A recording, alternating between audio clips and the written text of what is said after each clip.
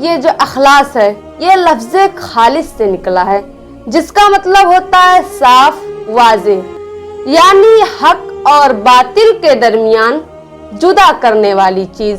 یہ سورہ تو ہی کفار مکہ جب اسی کے متعلق اللہ کے رسول صلی اللہ علیہ وسلم سے سوال کر رہے تھے تو اللہ کے رسول صلی اللہ علیہ وسلم نے ارشاد فرمایا کہ اللہ ایک ہے۔ اولاد کی تو ضرورت ہے نا، تبھی تو نسل اس کے آگے چلے گی، اسی لیے اللہ رب العالمین نے انسان فنا ہونے والا ہے، یعنی ختم ہونے والا ہے، مرنے والا ہے، قبر میں مٹی کے نیچے دبنے والا ہے، تو اس کی نسل کو چلانے کے لیے اللہ رب العزت نے اولاد۔ السلام علیکم رحمت اللہ وبرکاتہ۔ بسم اللہ الرحمن الرحیم۔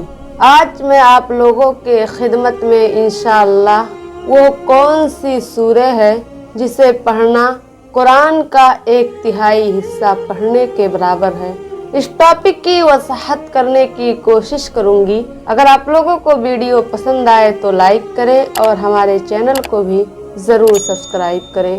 مجھے امید ہے کہ آپ لوگ ویڈیو میں آخر تک جڑے رہیں گے، کیونکہ جب آخر تک آپ جڑے رہیں گے تبھی آپ کو پتہ چلے گا کہ وہ کون سی سورہ ہے اور میں آپ لوگوں کو کیا بتانے اور کیا سمجھانے کی کوشش کر رہی ہوں، اسی لیے آپ پلیز ویڈیو میں آخر تک جڑے رہیں۔ تو آئیے چلتے ہیں اپنے ٹاپک کی طرف۔ ہمارا ٹاپک ہے وہ کون سی سورہ ہے جسے پڑھنا قرآن کا 1/3 حصہ تلاوت کرنے کے برابر ہے۔ نبی کریم صلی اللہ علیہ وسلم نے ارشاد فرمایا کہ اے لوگو، کیا تم میں سے کوئی اتنا بھی نہیں کر سکتا کہ وہ ایک رات میں قرآن کا 1/3 حصہ تلاوت کرے؟ تو انہوں نے یعنی صحابہ اکرام نے عرض کیا، اے اللہ کے رسول صلی اللہ علیہ وسلم، کون ایک رات میں قرآن کا 1/3 حصہ کیسے تلاوت کر سکتا ہے؟ تو نبی کریم صلی اللہ علیہ وسلم نے ارشاد فرمایا، قل هو اللہ احد، یعنی یہ جو قل هو اللہ احد سورہ اخلاص ہے، اس کو تلاوت کرنا، اس کو پڑھنا قرآن کا 1/3 حصہ پڑھنے کے برابر ہے۔ اور قرآن کے 1/3 حصہ میں آپ جانتے ہیں کہ کتنے آیتیں ہوتی ہیں؟ تقریباً 2022 آیتیں شامل ہوتی ہیں، اور جو اس کو سورہ اخلاص کو ہی صرف پڑھتا ہے ایک مرتبہ تو وہ قرآن کا 1/3 حصہ پڑھنے کے برابر ثواب ملتا ہے۔ اور صرف اتنا ہی نہیں، آگے ایک حدیث اور ہے، حضرت معاذ بن انس جہمی رضی اللہ تعالی عنہ سے روایت ہے کہ نبی کریم صلی اللہ علیہ وسلم نے ارشاد فرمایا کہ جو سورہ اخلاص یعنی قل هو اللہ احد کو آخر تک 10 مرتبہ پڑھے گا، اللہ رب العالمین اس کے لیے جنت میں محل تیار کرتا ہے۔ تو عمر فاروق رضی اللہ تعالیٰ عنہ نے کہا، تب تو ہم بہت محل تیار کر سکتے ہیں۔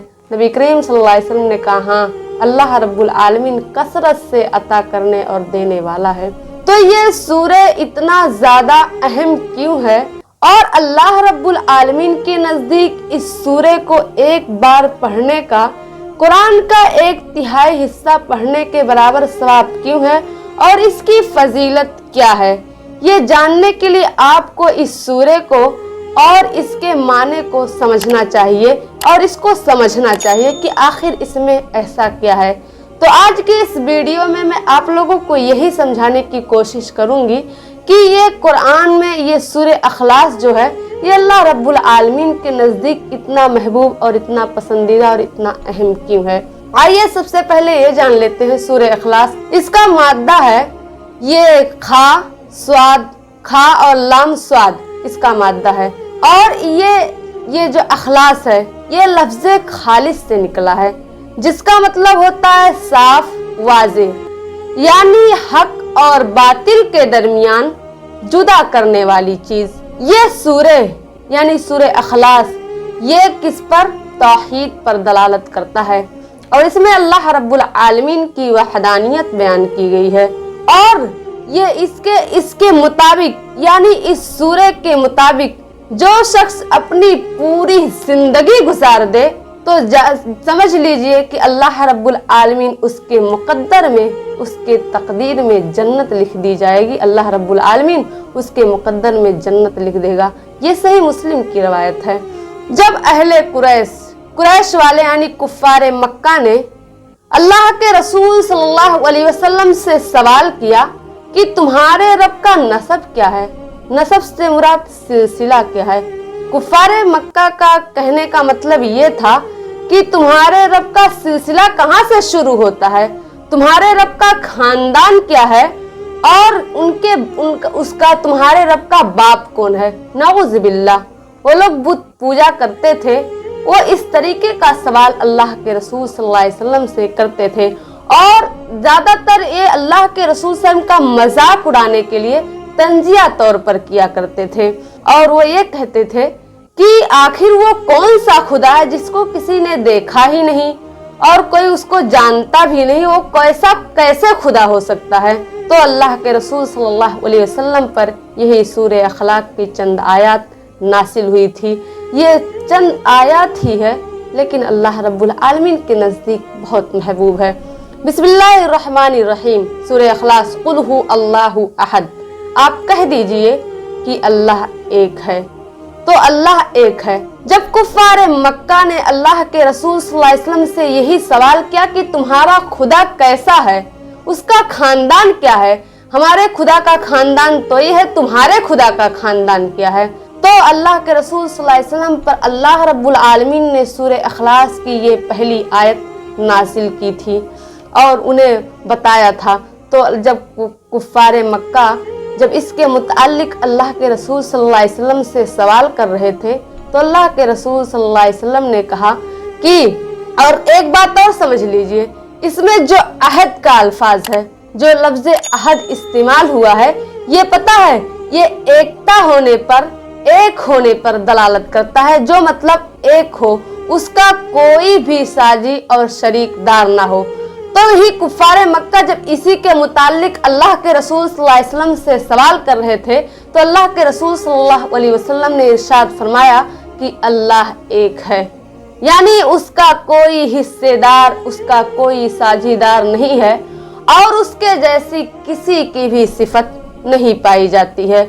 यानी वो अपनी ताकतों में भी एक है, अपनी तदबीर, अपनी सोच में भी एक है और हर लिहाज से अल्लाह रब्बुल आलमीन एक है और उसको किसी ने बनाया नहीं है और वो अकेला है और उसमें ना ही इजाफा किया जा सकता है हमारे खुदा में और ना ही नफी की जा सकती है। कुछ भी नहीं किया जा सकता, इजाफा भी नहीं और नफी भी नहीं। और हमारे खुदा को किसी ने बनाया नहीं है, वो इसी के वजह से ना कोई शक्ल सूरत, ना ही रंग रखता है और ना ही वो किसी के अंदर है और ना ही कोई चीज उसके अंदर जगह रखती है। तो ये सारी चीजें, हमारा खुदा इन तमाम चीजों से पाक है और उसका कोई सिमत नहीं है और उसके जात में किसी चीज की कसरत नहीं है। तो अल्लाह रब्बुल आलमीन इन तमाम चीजों से पाक है। तो इसका मतलब ये है कि अल्लाह की वहदानियत हर लिहाज से कामिल है। दूसरी आयत क्या नाजिल हुई? अल्लाहुस समद, अल्लाह बेनियाज है। अल्लाहुस समद, अल्लाह बेनियाज है। इस जुमले में जो समद का अल्फाज इस्तेमाल किया गया है, इसका मादा स्वाद मीम दाल है। तो इसका मतलब होता है बेनियाज, बेपरवाह। लेकिन हम इसके माने को, यानी ये समद का जो अल्फाज बेनियाज, बेपरवाह है, इसके माने को समझने में हमें बहुत मुश्किल पेश आती है और हम उलझ पड़ते हैं, इस उलझन में पड़ जाते हैं। क्या अल्लाह अपने मखलूक से बेपरवाह है, बेनियाज है? नहीं, लेकिन बिल्कुल ऐसा नहीं है। इसका मतलब ये नहीं है। इसका मतलब ये है कि अल्लाह रब्बुल आलमीन की जात वो अपने लिए काफी और मुकम्मल है। ये अल्लाह रब्बुल इज्जत की शान है, यानी उसको इंसानों जैसी कोई फिक्र नहीं होती और उसको किसी की जरूरत भी नहीं पड़ती। हमें जब कोई मुश्किल, कोई परेशानी का सामना करना पड़ता है तो हम अल्लाह रब्बुल इज्जत की तरफ रुजू करते हैं, लेकिन अल्लाह हमारी तरफ रुजू नहीं करता। इसका बेपरवाह है, अल्लाह बेनियाज है। इसका मतलब ये नहीं है कि वो अपने मखलूक से बेपरवाह बेनियाज है, नहीं, बल्कि अपनी ताकतों से बेपरवाह है। तो अल्लाह रब्बुल आलमीन जो फैसला चाहता है, अल्लाह रब्बुल इज्जत जो फैसला चाहता है वो फैसला करता है। उसको किसी के मशवरे या किसी के राय की कोई तलब नहीं होती और ना ही वो किसी से मशवरा लेता है। और उसको वसाइल और ताकत की भी कोई परवाह नहीं होती, क्योंकि वो खुद ही वसाइल पैदा करने वाला है।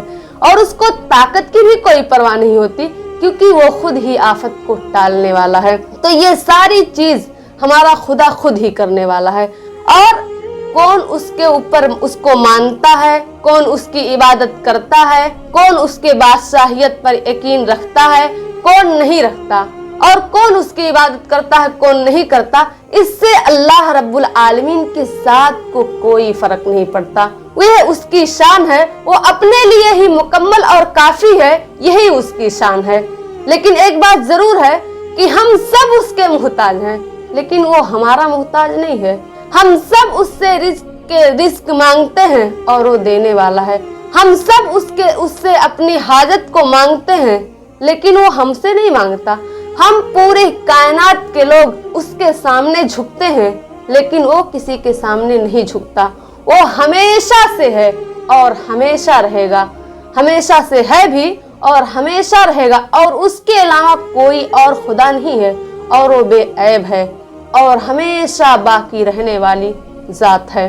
और रही तीसरी आयत ये नाजिल हुई, लम यलिद व लम यूलद, यानी ना उसने किसी को जना और ना ही जना गया।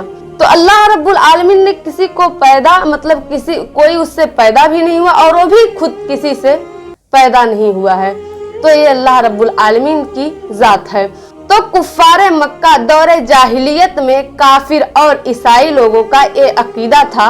वो ये मानते थे कि फरिश्ते अल्लाह की बेटियां हैं, और हजरत ईसा अलैहिस्सलाम और हजरत उजैर अलैहिस्सलाम ये अल्लाह के बेटे हैं, नाउज़ बिल्लाह।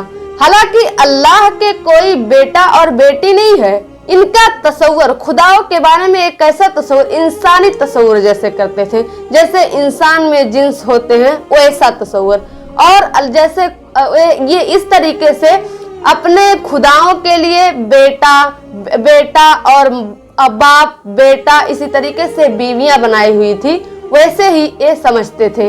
इसीलिए इसी तरह का सवाल अल्लाह के रसूल इसी मुतालिक अल्लाह के रसूल सल्लल्लाहु अलैहि वसल्लम से भी कुफ्फारे मक्का ने सवाल करना शुरू कर दिया कि हमारे खुदाओं का खानदान तो ऐसा है, और तुम्हारे खुदा का खानदान कैसा है, जरा हमें भी बताइए।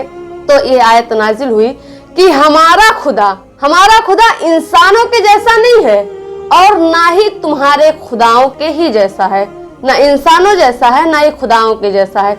और रही बात ये इंसानी नस्ल, तो इंसान तो फना होने वाला है ना, एक दिन आया कल उसको इस दुनिया से चले जाना है, मर जाना है उसको। तो उसकी नस्ल को बाकी रखने के लिए औलाद की तो जरूरत है ना, तभी तो नस्ल उसकी आगे चलेगी।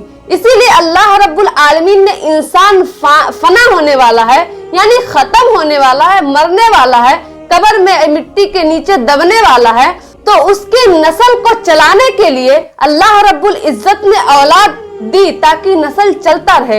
लेकिन अल्लाह की जात जो है वो हमेशा से है और हमेशा रहेगी, ना उससे पहले कोई खुदा था और ना ही कभी भी दूसरा खुदा आएगा। ये हमारा अकीदा है, और अल्लाह रब्बुल आलमीन भी हमें यही बता रहे हैं, यही सिखा रहे हैं। तो ये जो चंद आयतें तौहीद पर दलालत कर रही है। तो ये और रही बात अल्लाह रब्बुल आलमीन की, ना ही कोई शुरुआत है, यानी ना ही कोई उसका इत्तिबा है और ना ही कोई उसका इंतहा, वो हमेशा से रहने वाला है। और उसने हम तमाम लोगों को पैदा किया है। और ये भी अकीदा नहीं रखना चाहिए कि फला इंसान अल्लाह रब्बुल आलमीन से ताल्लुक रखता है, हम उससे सिफारिश करवा सकते हैं अल्लाह से। ऐसा अकीदा रखना भी शिर्क है, क्योंकि उसने सबको पैदा किया है, लेकिन उसको किसी ने नहीं पैदा किया है, इसीलिए कोई भी उसके जोड़ का